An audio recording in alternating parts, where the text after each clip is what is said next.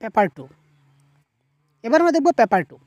দেখুন 2018 ডিসেম্বর মাসে যে সিটেট পরীক্ষা হয়েছিল, এই সিটেট পরীক্ষায় পেপার 2তে কী কী প্যাডাগজির প্রশ্ন এসেছিল এবার আমরা একবার ঝলক দিখলা যা, একবার আজা আজা আজা আজা আজা, এই ঝলক দিখলা যা, একবার আজা আজা আজা আজা আজা। এই যে কোয়েশ্চেন নাম্বার 91 কারেক্ট আনসার কী হবে আপনারা কমেন্ট করুন।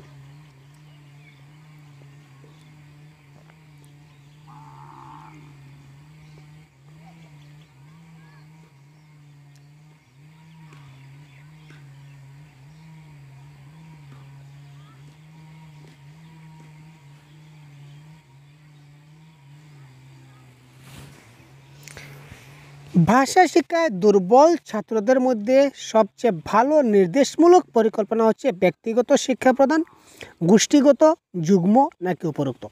একটা দুর্বল ছাত্র আছে, যে ছাত্রটা কোনো কিছু শিখতে পারে না, তো তাকে আমি ব্যক্তিগত শিক্ষাদান অর্থাৎ পার্সোনালি তাকে আমি বুঝাবো, না সবার সঙ্গে মিলিতভাবে বুঝাবো, নাকি 4-5 জন মিলে গোষ্ঠীগতভাবে যুগ্ম পিয়ার টিচিং করব, কোনটা করব বলুন তো?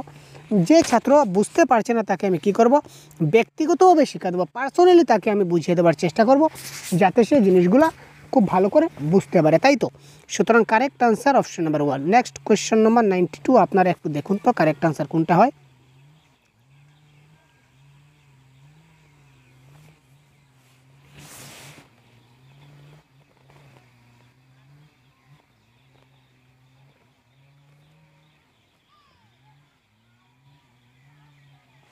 Question number 92।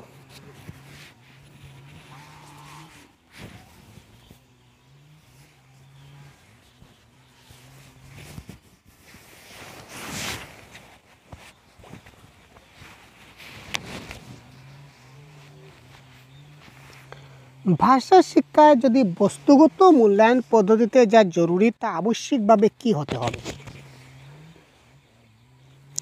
ভাষা শিক্ষায় যদি বস্তুগত মূল্যায়ন যেগুলো রয়েছে, এই মূল্যায়ন পদ্ধতিতে আমাদের যা জরুরি তা আবশ্যিকভাবে কি হতে হবে?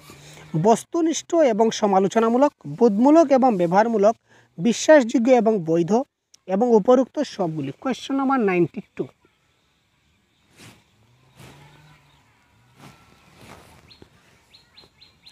এটা বস্তুনিষ্ঠ, যেহেতু বস্তুগত মূল্যায়ন, সুতরাং বস্তুনিষ্ঠ একটা পার্টিকুলার জিনিসের মূল্যায়ন করব, তো পার্টিকুলার জিনিসটা থাকতে হবে, এটার ব্যবহার থাকতে হবে, এটার বোধমূলক থাকতে হবে, জিনিসটা বিশ্বাসযোগ্য বৈধ হতে হবে, সুতরাং উপরের সবগুলি হবে এই ক্ষেত্রে কারেক্ট আনসার।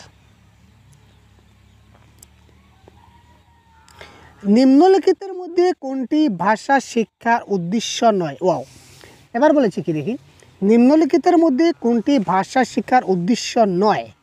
ভাবনার প্রকাশ, ভাষার বৌদ্ধিকতা, লিখন দক্ষতা নাকি মৌলিকতা। Question number 93। ভাষা শিক্ষা, একটা ভাষা শিখতে গেলে ভাবনার প্রকাশ থাকতে হবে, চিন্তা ভাবনার বিকাশ না হলে ভাষা শেখা যাবে না। ভাষার বৌদ্ধিকতা থাকতে হবে, মৌলিকতা থাকতে হবে, কিন্তু প্রফিসিয়েন্সি রাইটিংয়ে সে যে খুব ভালো দক্ষ হবে তা নয়। সে যদি রাইটিংয়ে ভালো দক্ষ নাও হয়, সে যদি ভালো পড়তে পারে, মোটামুটি একটা লিখতে পারে বা শুনতে পারে, বলতে পারে, তার মানে তার ভাষা শিক্ষা হয়েছে, সেটা আমরা বলতে পারি। এবার দেখুন, ভাষা দক্ষতার প্রসঙ্গে কোন বক্তব্যটা সত্য নয়?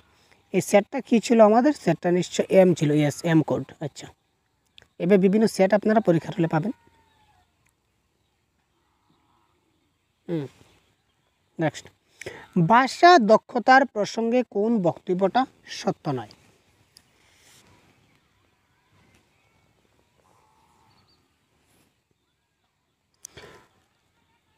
এখানে দেখুন, কেবল আমি বলেছিলাম, কেবল মানে হচ্ছে কি নেগেটিভ ওয়ার্ড। এটা আমি কি করব ভাই, কেচ্চাং করেই কেটে দেব, এবং যেটা কেচ্চা করে এবার কাটলাম এটাই কিন্তু আমার কারেক্ট আনসার হবে। কেন স্যার, কেন স্যার, কেন কেন? আপনি বলেন কেচ্চাং করে কেটে দেবো মানে তো আনসার হবে না। আরে বাবা, এখানে প্রশ্নে দেখব কি দেওয়া আছে, নয়, নিচের কোনটা সত্য নয়, ক্লিয়ারলি দেখুন, নিচের কোনটা সত্য নয়। তার মানে কেবল দেওয়া আছে, এটা কখনো সত্য হবে না। তো সত্য হবে না মানে কি, এটাই তো কারেক্ট আনসার হবে। আর আমি কি দেখবো, আর আমি কোথায় দেখবো, দেখার আমার কি দরকার আছে সময় নষ্ট করার। নেক্সট, ভাষার ব্যাকরণ না জেনেও একটি শিশু সেই ভাষাটা খুব তাড়াতাড়ি শিখে নেয়, এই কথাটা কে বলেছিলেন? একটা ভাষার ব্যাকরণ জানে না, ঠিক আছে, ভাষার ব্যাকরণ জানে না, তো ভাষার ব্যাকরণ না জানা সত্ত্বেও একটা শিশু কী করে সেই ভাষাটা খুব তাড়াতাড়ি শিখে নেয়, এই কথাটা কে বলেছিলেন? মহর্ষি পতঞ্জলি, লর্ড সুইট, লর্ড মেকলে, নাকি জিন পিয়াগেট? খুব তাড়াতাড়ি কোয়েশ্চেন নাম্বার 95-এর আপনাদের কমেন্ট করতে হবে খুব তাড়াতাড়ি। 95।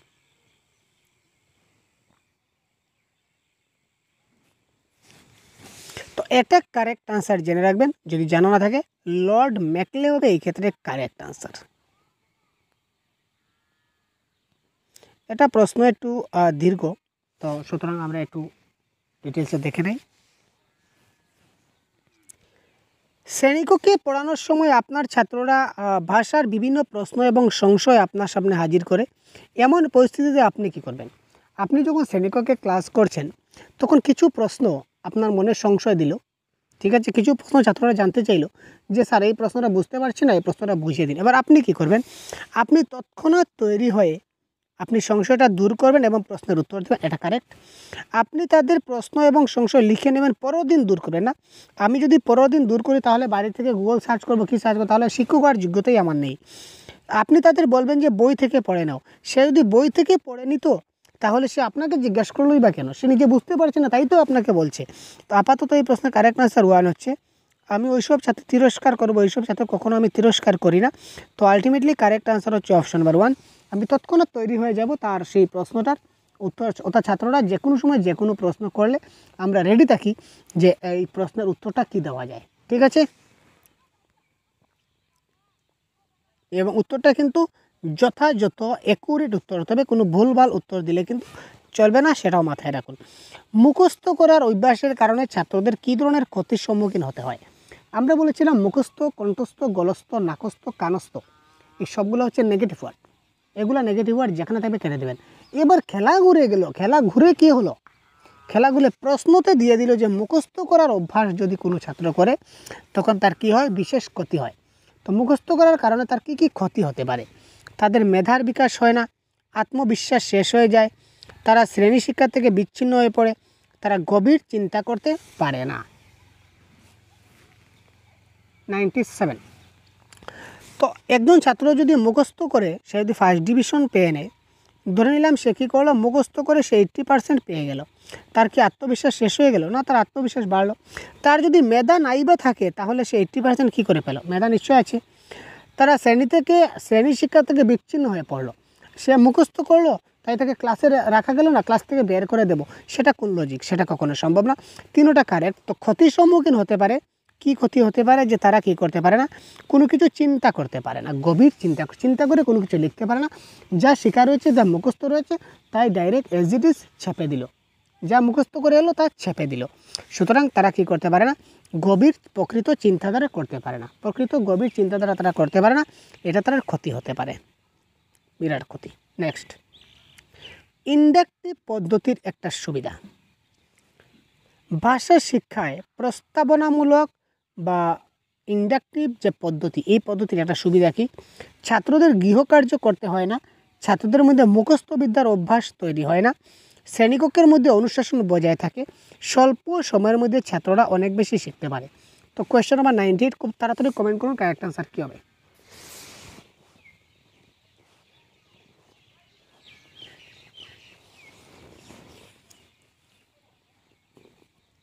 তো ইন্ডাকটিভ মেথডে কী করা হয়? ইন্ডাকটিভ মেথডে প্রথমে তাকে উদাহরণ কয়েকটা দিয়ে, এক্সাম্পল দিয়ে তারপর তাকে ফর্মুলা বা নিয়মে নিয়ে যাওয়া হয়, যার কারণে তার মুখস্থবিদ্যার কোনো প্রয়োজন হয় না। সুতরাং কারেক্ট আনসার হচ্ছে অপশন নাম্বার 2। ছাত্রদের মধ্যে মুখস্থবিদ্যার অভ্যাস তৈরি হয় না, উদাহরণ দিয়ে দিয়ে তাকে জিনিসটাকে বুঝিয়ে দেওয়া হয়, যার কারণে তার মুখস্থ করার কোনো প্রয়োজনই হয় না। সুতরাং কারেক্ট আনসার হচ্ছে অপশন নাম্বার 2। অভিব্যক্তি এবং মতের ড্যাশ হলো ভাষার সবচেয়ে ভালো মাধ্যম। অভিব্যক্তি এবং মতের ড্যাশ হলো ভাষার সবচেয়ে ভালো মাধ্যম। প্রচার, সংগ্রহ, বিনিময় নাকি উপরের সবগুলা?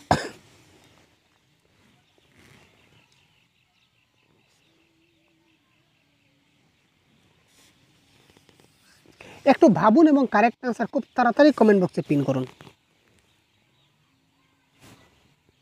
একটু ভাবুন এবং কারেক্ট আনসারটিও খুব তাড়াতাড়ি কমেন্ট বক্সে জানিয়ে দিন।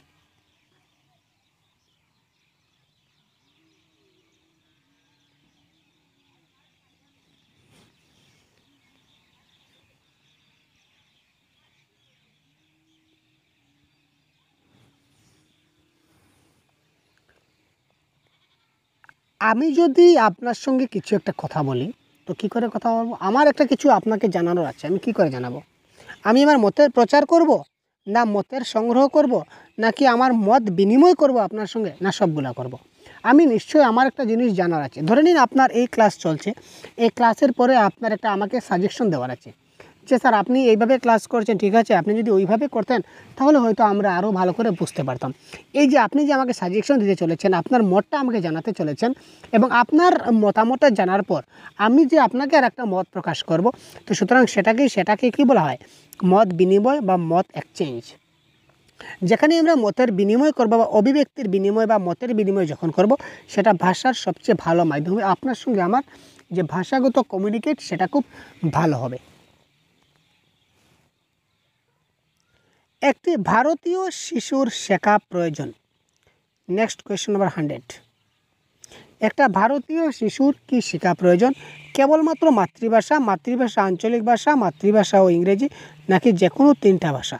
কী হবে correct answer? Option number 100। According to three language formula, ত্রিভাষা নীতি বা ত্রিভাষা পদ্ধতি অনুসারে একটি শিশুর যে কোনো 3টি ভাষা শেখাটা প্রয়োজন। ইনক্লুসিভ এডুকেশন, ইয়েস, চলে আসলাম বা ইনক্লুসিভ ক্লাসরুমে। অন্তর্ভুক্তিমূলক শ্রেণীকক্ষ বা ইনক্লুসিভ ক্লাসরুমে ভাষা শেখার অন্যতম চ্যালেঞ্জ কী কী হতে পারে? উপযুক্ত ভাষা শিক্ষার পরিবেশের উন্নতির অভাব, উপযুক্ত শিক্ষা সামগ্রীর অভাব, ছাত্রদের দক্ষতার বর্ণ সংকরতা, নাকি ছাত্রদের আগ্রহের অসমতা?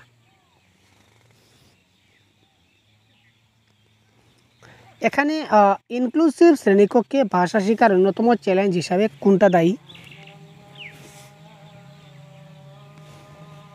কোনটা হবে কারেক্ট আনসার? দেখুন, ছাত্রদের যদি আগ্রহের অসমতা থাকে, তাহলে এই যে শিক্ষক হিসাবে আপনার দায়িত্ব আছে যে ছাত্রদের কী করা? আগ্রহ বাড়ানো। তো এটা তো আমাদের চ্যালেঞ্জ হতে পারে না। ছাত্রদের দক্ষতার বর্ণ সংকরতা, তো তারা দক্ষতার হিসেবে যদি কমই থাকে, আমি শিক্ষক হিসেবে সেটা পরিপূর্ণ করতে পারি।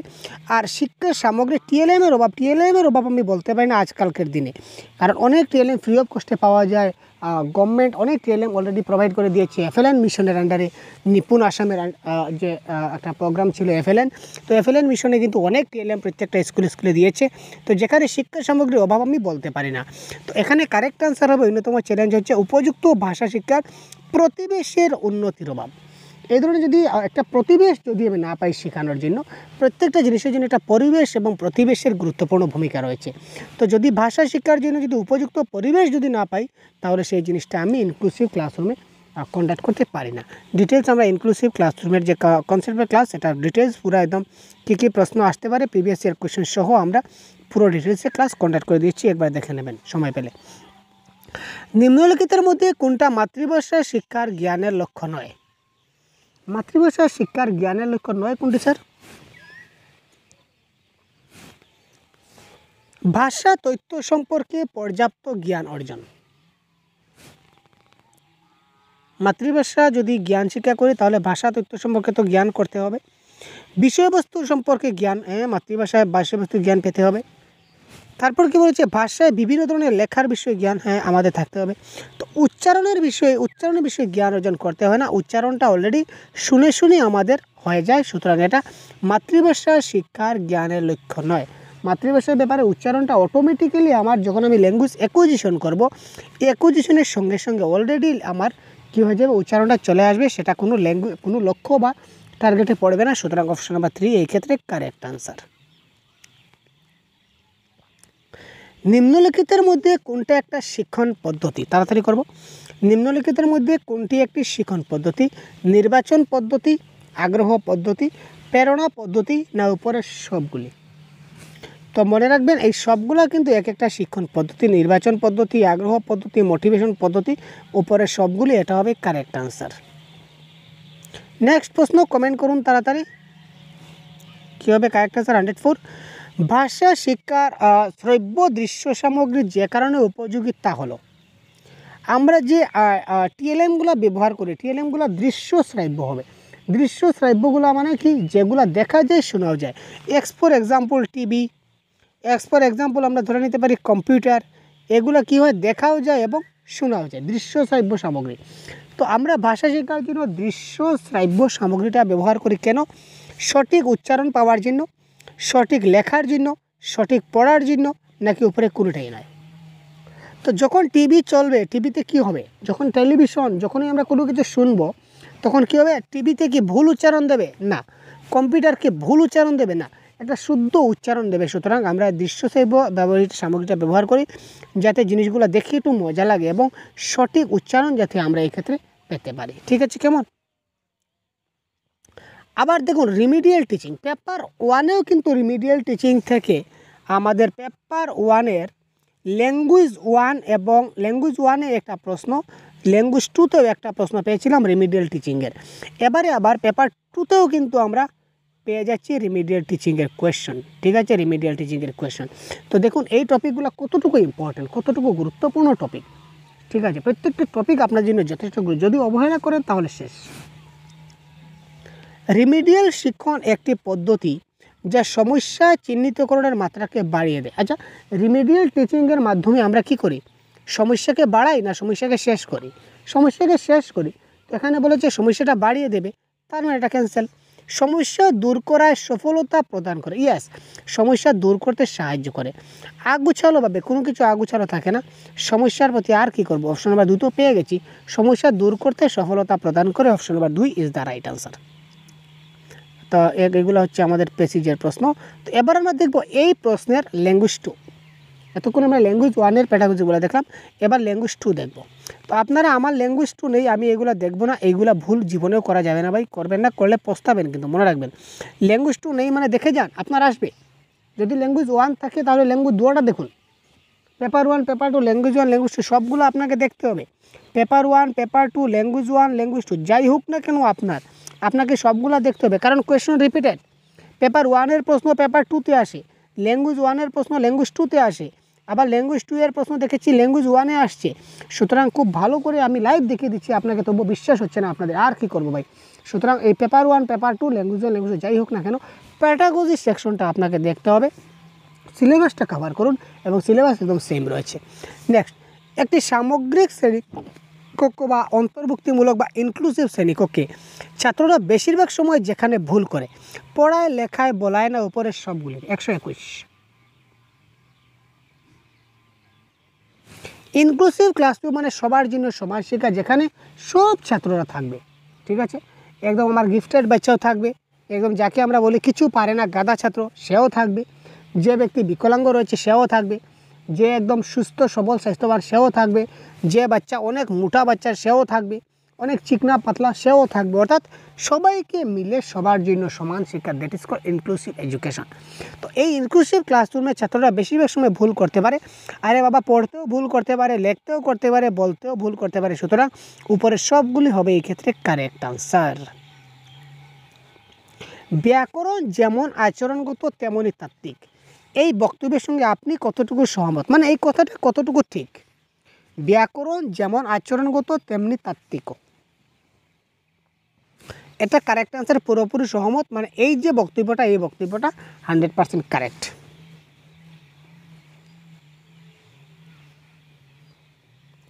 এবার উচ্চ প্রাথমিক বা মাধ্যমিক স্তর, উচ্চ প্রাথমিক মানে আমরা ধরে নিতে পারি 6 to 8, আর মাধ্যমিক বলতে ধরে নিতে পারি 9, 10। ঠিক আছে, তো সে উচ্চ প্রাথমিক শ্রেণীতে বা মাধ্যমিক স্তরের ছাত্রছাত্রীদের ভাষার প্রতি আগ্রহ জাগাতে প্রয়োজন। তাদের ভাষার প্রতি যে আগ্রহ আমি যদি জাগ্রত করতে চাই, তো আমার কিসের প্রয়োজন রয়েছে?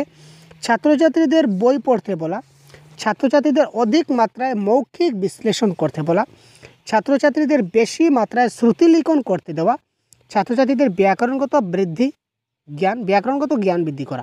তারা কি করবে, ভাষার প্রতি আগ্রহ যদি আমি জাগ্রত করতে চাই, আগ্রহটাকে জাগ্রত করব, কি করে করব, ওএলডি ডেভেলপ করতে হবে।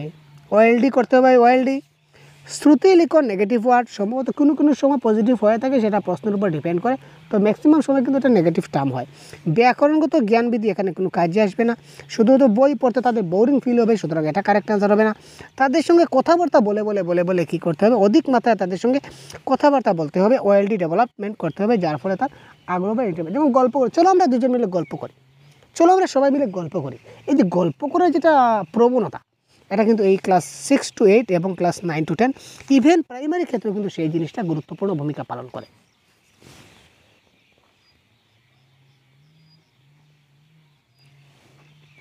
মৌখিক উপস্থাপনায় নিম্নলিখিত কোন পদ্ধতিটি উপযুক্ত নয়? স্বর উপস্থাপন, কবিতা উপস্থাপন, মুখোমুখি উপস্থাপন, না সংকেত ভাষা অর্থাৎ সাইন ল্যাঙ্গুয়েজ দিয়ে উপস্থাপন? 124। যখন আপনি মৌখিক উপস্থাপনা যখন আমি করব, তখন মৌখিক উপস্থাপনার ক্ষেত্রে নিচের কোনটা উপযুক্ত নয়? কারেক্ট আনসার কী হবে? তাড়াতাড়ি কমেন্ট বক্স।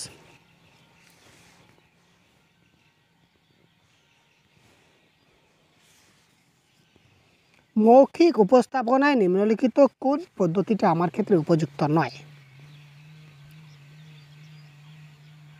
আচ্ছা, মৌখিক উপস্থাপন মানে কি ভাই? মুখ দিয়ে কোনো কিছু বের করব, মুখ দিয়ে আমি স্বর বের করতে পারি 100%, মুখ দিয়ে কবিতা আবৃত্তি করতে পারি 100%, মুখোমুখি অবস্থাপন সামনাসামনি আপনার সঙ্গে দাঁড়িয়ে আমি কথা বলতে পারি, এটাও কারেক্ট। কিন্তু যখন আমি সাইন ল্যাঙ্গুয়েজ ব্যবহার করব, তখন কিন্তু মুখ না ব্যবহার করা, হাতের ইশারায় ডেকে নেব, পায়ের ইশারায় মারবো লাথি, সেটা দেখাতে পারি, হাতের দিয়ে তোমাকে ঘুষি দেব, সেটা আমি দেখাতে পারি, ঠিক আছে? ঠোঁট দিয়েও ডাকতে পারি, চোখের ইশারায় ডাকতে পারি, মাথার ইশারায় ডাকতে পারি, অর্থাৎ মুখ ছাড়া অনেকভাবে কী করা যায়, সাইন ল্যাঙ্গুয়েজ করা যায়। সুতরাং সাইন ল্যাঙ্গুয়েজের ক্ষেত্রে মৌখিক উপস্থাপনার কোনো উপযুক্ত কোনো গুরুত্ব নেই, সুতরাং কারেক্ট আনসার সংকেত ভাষা। বোঝা গেল?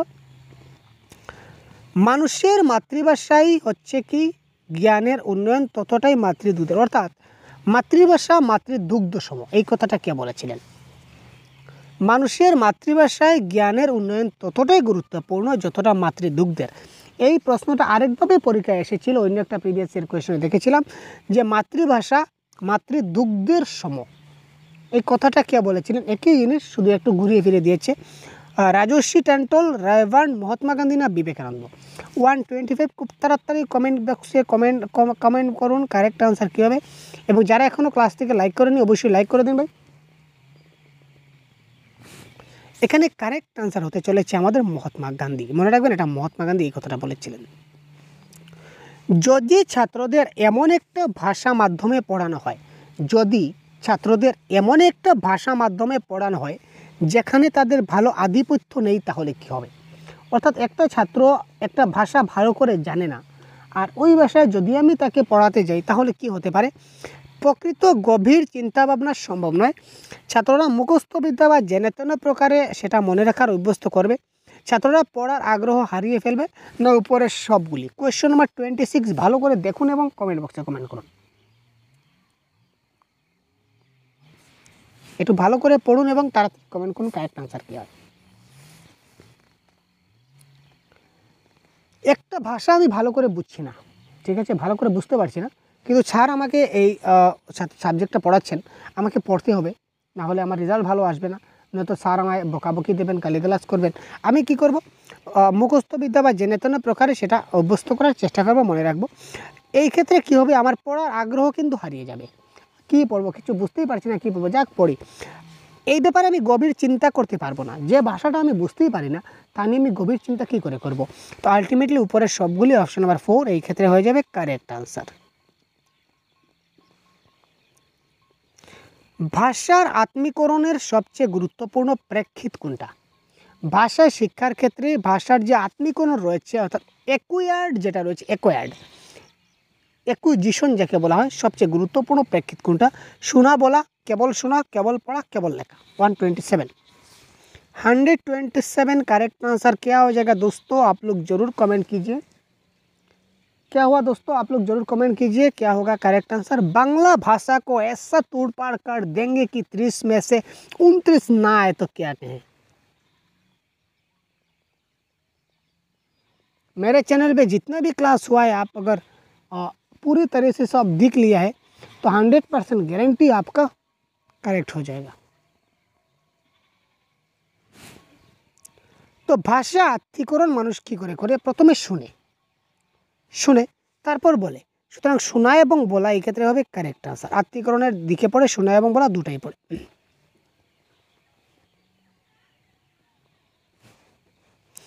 ভাষা শিক্ষায় পড়ার উপাদানগত সবচেয়ে বড় চ্যালেঞ্জ, পড়তে গেলে সবচেয়ে বড় চ্যালেঞ্জ কি হয়?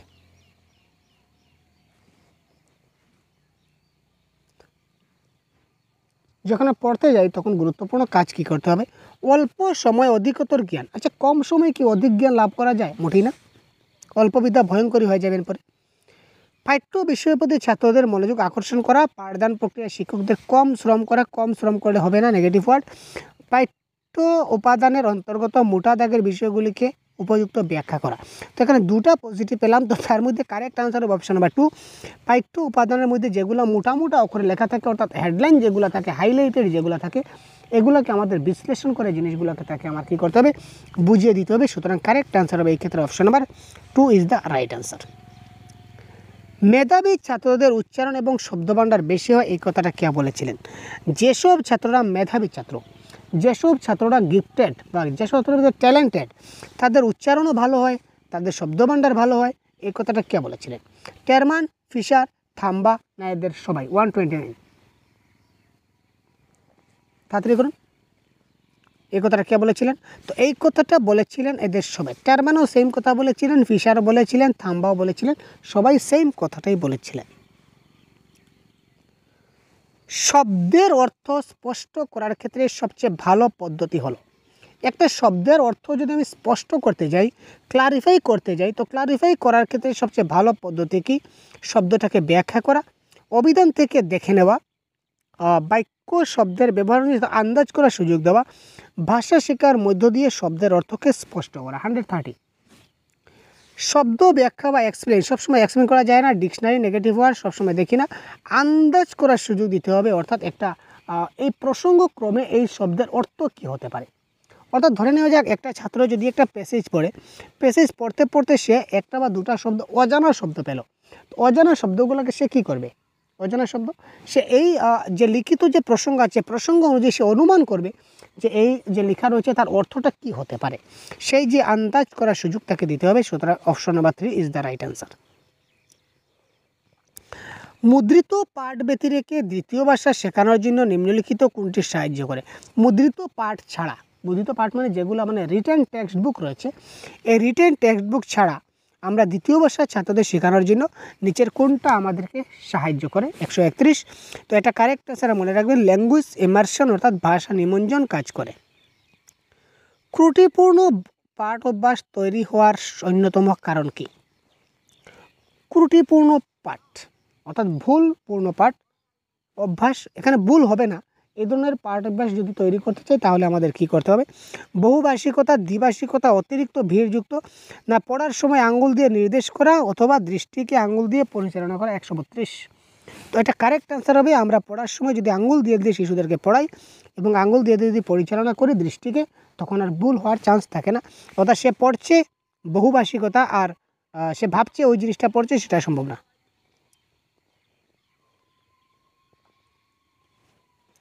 নিম্নলিখিতের মধ্যে কোন শিক্ষণ পঠন সমস্যার সমাধান শব্দ জ্ঞান পদ্ধতিতে সম্ভব? অর্থাৎ পুরাতন পদ্ধতি কোনটা? এখানে ব্যাকরণ গঠনের ক্রমে সাহায্য করা, সঠিক উচ্চারণ, শিশুরা ব্যাখ্যা সমস্যার মোকাবিলা করে না, না উপরের সবগুলি?